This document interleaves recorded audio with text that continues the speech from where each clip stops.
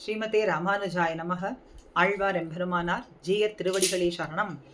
ஆச்சாரியன் திருவடிகளே சரணம். ராவணனை கொன்றதனாலே ராமனுக்கு பிரம்மஹத்தி தோஷம் ஏற்பட்டது. அந்த தோஷத்திலிருந்து விடுபட வேண்டி திருடநேத்திர முனிவரிடத்துல ராமன் பிரார்த்திக்க, முனிவரினுடைய சொல்படி 1000 பாரம் தங்கத்தாலான பசுவை செய்து அதிலே 4 நாட்கள் இருந்து பின்னே ராமன் வெளிவந்தார். அந்த தங்க பசுவையும் திருடநேத்திர முனிவருக்கே தானமாக கொடுக்க, அதை பெற்றுக்கொண்டு முனிவர் அந்த தங்கத்தாலேயே இந்த கோவிலை எழுப்பினார். அதனாலே பொன்னாலேயே இந்த பொன்ன தானமாக பெற்று அதனாலேயே இந்த கோயில் எழுப்பப்பட்டதனாலே செம்பொன் கோயில் என்று இந்த திவ்ய தேசத்துக்கு திருநாமமாக அமைந்தது. 108 திவ்ய தேச அனுபவத்தில் இது 35வது திவ்ய தேசம். திருநாங்கூர் திவ்ய தேச எல்லைக்குள்ளே 6 திவ்ய தேசங்கள்ல இது 5வது திவ்ய தேசம். ஆக பொன்ன தானமாக பெற்றுக்கொண்டு அதனாலேயே இந்த கோயில் எழுப்பப்பட்டதனாலே பொன் கோவில், செம்பொன் கோயில் என்று திருநாமம் இந்த கோவிலுக்கு அமைந்தது. திருவரங்கத்து அழகிய மணவாளன் போன்றே இந்த எம்பெருமானும் ராமனாலே வழிபட பெற்றவர். மற்ற திவ்ய தேசங்களை காட்டிலும் இந்த திவ்ய தேசத்து எம்பெருமானே வறுமையை போக்குபவராகவும் வறுமையை தீர்க்கும் வள்ளலாக விளங்குகின்றான் என்று ஸ்தல புராணம் சொல்கின்றது. இந்த ஸ்தலத்திலே எழுந்தருளி இருக்கும் விஸ்வக்சேனர் 4000ல் ஒருவர் அப்படின்னு சிறப்பித்து சொல்லும்படியாக இருக்கின்றார். பேரருளாள பெருமாள் மூலவர் தாமோதர பெருமாள் கிழக்கு நோக்கி நின்ன திருக்கோலத்திலேயும் உற்சவர் ரங்கநாதர், ஹேமரங்கர், செம்பொன் அரங்கர், செம்பொன் கோவில் என்கின்ற திவிதேச நாமம் படி இங்கே எம்பெருமானுடைய திருநாமம் செம்பொன் அரங்கராக, தாயார் அல்லிமாமலர் நாச்சியார் பூதேவியோடு ஹேம புஷ்கரணி, கணக்க புஷ்கரணி, கணக்கன்னா பொன், கணக்க புஷ்கரணி, நித்திய புஷ்கரணி, கணக்க விமானம், கணக்கவல்லி விமானம் என்று சொல்லுவார்கள். வேத விமானத்தோடு திருடநேத்திர முனிவர் அனந்தன் ருத்ரனுக்கெல்லாம் பிரத்யட்சமாக காட்சி கொடுத்து எம்பெருமான் இங்கே எழுந்தருளி இருக்கின்றான். திருமங்கையாழ்வாராலே 10 பாசுரங்களாலே மங்களாசாசனம் பண்ணப்பட்ட திவ்ய தேசம். செந்தமிழ் கலியன் பாடிய செம்பொன் அரங்கர் அப்படின்னு ஏற்றம். பிறப்பொடு மூப்பு ஒன்று இல்லவன் தன்னை, பிறப்பு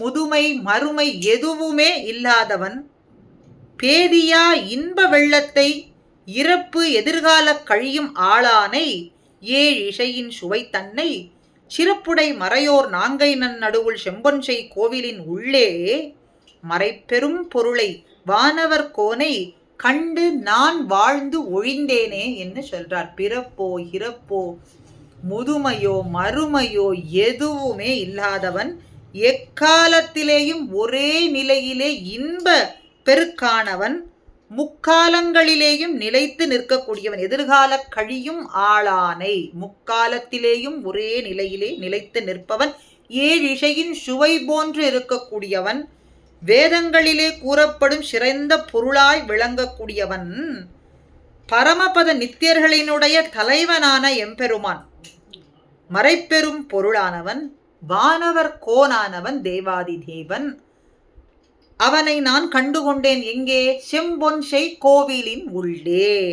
செம்பொன் கோவில் என்கின்ற திவ்ய தேசத்துல நித்தியர்களினுடைய தலைவனாக, 7 இசையின் சுவையாக, முக்காலமும் ஒரே நிலையிலே நிற்கும்படியானவன், இன்ப பெருக்கானவனை, இறப்பு பிறப்பு மறுமை முதுமை எதுவும் இல்லாதவனை அந்தணர்கள் வழிபடக்கூடியவனாக, அந்தணர்கள் வாழும் இடமாக, அந்தணர்கள் வாழ்ந்து அந்த எம்பெருமான துதித்து ஏற்றும்படியான திவ்ய தேசம் எது? திருநாங்கூரிலே இருக்கும் செம்பொன் கோவிலின் உள்ளே. ஆக செம்பொன் கோவில் என்கின்ற திவ்ய தேசத்திலே கண்டு வணங்கியதனாலே நான் வாழ்ச்சியை பெற்றேன். வாழ்ந்தே ஒழிந்தேனே, வாழ்ந்து ஒழிந்தேனேன்னா வாழ்ச்சி பெற்றேனே, வாழ்ச்சி பெற்றேன்னு மகிழ்ச்சியோடு சொல்றார் இங்கே திருமங்கை ஆழ்வார். பிள்ளபெருமாள் ஐயங்கார் ஊர்வேன் மடலை ஒழிவேன் மடம் நாணம் சேர்வேன் கரிய திருமாலை பாரறிய செம்பொன்சை கோவில் அரங்கன் அணிநாங்கூர் செம்பொன்சை கோயிலில் சென்று. தான் பெண் தன்மை அடைந்து நாயகி பாவத்தில் சொல்றார். உலகத்து மக்கள் எல்லோரும் அறிந்து கொள்ளும் வகையில் இந்த பெண்களுக்கே இயற்கையா இருக்கக்கூடிய சுவாபாவிகமா இருக்கக்கூடிய மடம் நாணம் என்ற ரெண்டையுமே கைவிட்டேன். மடம் நாணம் ஊர்வேன் மடலை ஒழிவேன் மடம் நாணம் சேர்வேன். மடல் குதிரை ஊர்வேன் மடல் எடுப்பேன். மடல் ஊர்திய குதிரையாய் மடல் ஊர்ந்துன்னு சொல்றபடிக்கு மடல் எடுப்பேன். பெண்களுக்கு ஸ்வபாவமா இருக்கும்படியான மடம் நாணத்தை ரெண்டையும் விட்டேன்.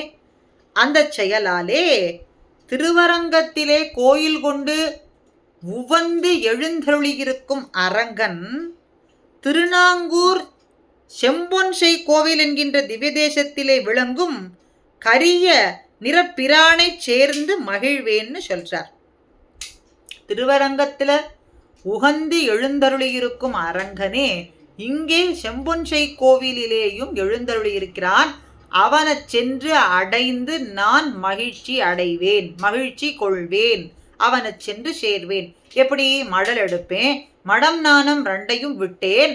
அதனாலே திருவரங்கத்திலே எழுந்தருளியிருக்கும் எம்பெருமானே இங்கே செம்பொன்சை கோயில் அரங்கனாக எழுந்தருளியிருக்கிறான். அவனை சென்று அடைந்து மகிழ்ச்சியை நான் பெறுவேன் அப்படின்னு இங்க சொல்றார். ஊர்வேன் மடலை ஒழிவேன் மடம் நாணம் சேர்வேன் கரிய திருமாலை கரிய நிறமான திருமாலை நான் சேர்வேன். மடல் ஊர்ந்தும் மடம் நாணம் என்பதை விட்டு நான் சேர்வேன்.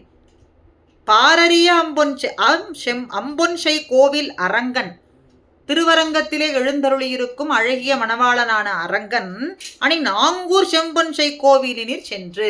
இங்கே செம்பொன்சை கோயிலிலே அரங்கனாக இருப்பவனை நான் சென்று அடைந்து மகிழ்ச்சியை பெறுவேன் அப்படின்னு இந்த இடத்துல காட்டி கொடுக்கிறார்.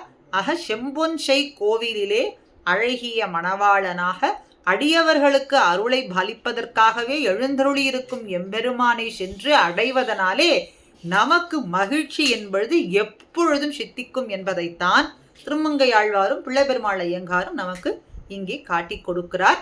அடுத்த திவ்ய தேசம் அடுத்த பதிவிலே. ஸ்ரீமதே ராமானுஜாய நமஹா.